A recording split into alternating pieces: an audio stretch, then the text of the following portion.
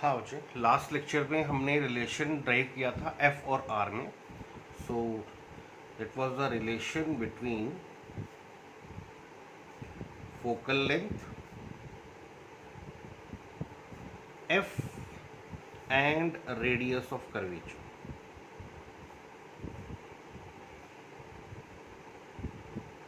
Radius of curvature R. तो ये हमारे पास था focal length, the distance between pole and focus.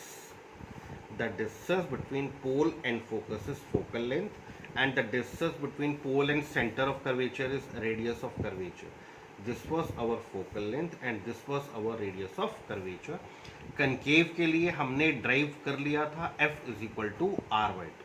जो फोकल लेंथ होता है वो रेडियस ऑफ कर्वेचर का हाफ होता है. तो नेक्स्ट हम करते हैं for convex lens, for convex mirror. For convex mirror, तो ये हमारा convex mirror. The rays coming parallel to the principal axis, this is principal axis. Check करना बच्चे, कर्व्ड पोर्शन का सेंटर इस तरफ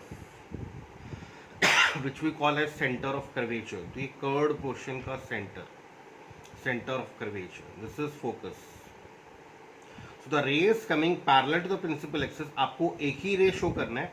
तो रे जो प्रिंसिपल एक्सिस के पैरेलल आ रही है, सिर्फ एक ही रे शो करना है आपको.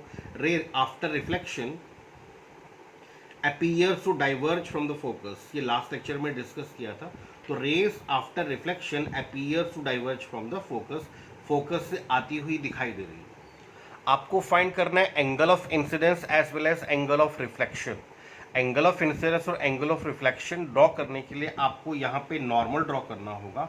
And normal at any point is a line joining that point with the centre of curvature. किसी भी पॉइंट पे स्फीयर के या स्फेरिकल रिफ्लेक्टिंग सरफेस के, अगर ये स्फेरिकल रिफ्लेक्टिंग सरफेस है, किसी पॉइंट पे नॉर्मल क्या होता है, line joining that point with the centre. तो यहाँ पे नॉर्मल क्या होगा, line joining this point with the centre. Centre कह दीजिए, सेंटर ऑफ कर्वेचर कह दीजिए. Angle between incident ray and the normal is angle of incidence. Angle between reflected ray and the normal is angle of reflection. तो diagram बहुत simple है, सिर्फ एक ही रे शो करनी है. रे जो प्रिंसिपल एक्सिस के पैरेलल आ रही है, आफ्टर रिफ्लेक्शन, रिफ्लेक्शन के बाद एक पॉइंट से आती हुई दिखाई देगी. इसमें लिखा था रे जो प्रिंसिपल एक्सिस के पैरेलल आ रही है, after reflection converges to a point, एक पॉइंट पे कन्वर्ज हो रही है. कन्वेक्स में आपने लिखा था रेज टू प्रिंसिपल एक्सिस के पैरेलल आ रही है, after reflection appears to diverge from a point. तो रे जो पैरेलल आ रही है आफ्टर रिफ्लेक्शन एक पॉइंट से आती हुई दिखाई दे रही है, that point is called its principal focus. यहाँ पे नॉर्मल ड्रॉ कीजिए. नॉर्मल इस पॉइंट पे क्या होगा, line joining this point with the centre of curvature. Angle between incident ray and the normal is angle of incidence. Angle between reflected ray and the normal is angle of reflection. अब check करना बच्चे please, थोड़ा सा देखना. वैसे आपके syllabus में derivation नहीं है, आपको सिर्फ रिलेशन याद रखना है कि f is equal to R by two. फिर भी थोड़ा सा डेरिवेशन सुन लीजिए आप. This angle is I, so this angle is I. आप इसे कह सकते हैं कॉरस्पॉन्डिंग एंगल. ये कॉरस्पॉन्डिंग है. This angle is I, so this angle is I. This angle is I, so this angle is I. इस लाइन का, ये लाइन प्रोड्यूस कर रहे हैं ये वाला, ये लाइन प्रोड्यूस हो रहा है ये वाला. तो ये लाइन जो प्रोड्यूस हो रहा है C से आ रहा है, ये लाइन जो प्रोड्यूस हो रहा है फोकस से आ रहा है. This angle is R, so vertically opposite this angle is R. And according to law of reflection angle I is equal to angle R. तो law of reflection के अकॉर्डिंग ये I और ये R इक्वल है. Obvious है ये I और ये R इक्वल है. अगर ये एंगल और ये एंगल इक्वल हुए, in that case CF is equal to BF. In that case CF is equal to BF. अगर ये एंगल और ये एंगल इक्वल हो जाते हैं तो ये साइड और ये साइड इक्वल हो जाती है. तो अगर ये एंगल और ये एंगल इक्वल हो जाते हैं तो ये वाला साइड CF और ये वाला साइड BF एक दूसरे के इक्वल हुआ, तो CF is equal to BF. But as aperture is small, as aperture is small, aperture small है, B lies close to P, B lies close to P, therefore BF is equal to PF. Aperture small है, B lies close to P, तो BF is equal to PF. Check करना बच्चे please.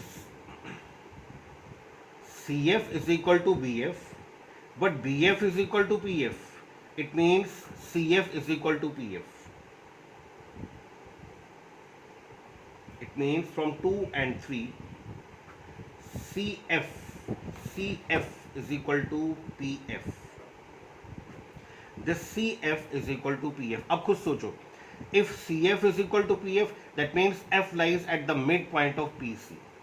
F lies at the center of PC.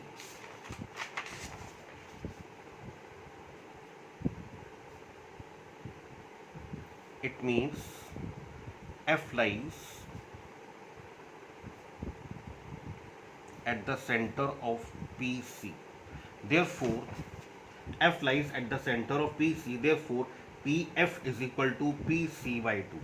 PF क्या होगा? PC का half. What is PF? PF क्या आपके पास? Focal length. PC क्या आपके पास? Radius of curvature. तो आप लिख सकते हैं F is equal to R by 2. वैसे डेरिवेशन सिलेबस में नहीं है, फिर भी थोड़ा सा एक बार फिर से देखिए. रे पैरेलल आ रही है, रिफ्लेक्ट हो रही है, एंगल ऑफ इंसिडेंस मिला, angle of reflection. If this is I corresponding, this is R vertically opposite. Angle of reflect incidence और angle of reflection equal according to law of reflection. In that case CF is equal to BF. If CF is equal to BF but BF is equal to PF, aperture small, B lies close to P, BF is equal to PF. That means CF is equal to PF. As CF is equal to PF, that means F lies at the center of PC.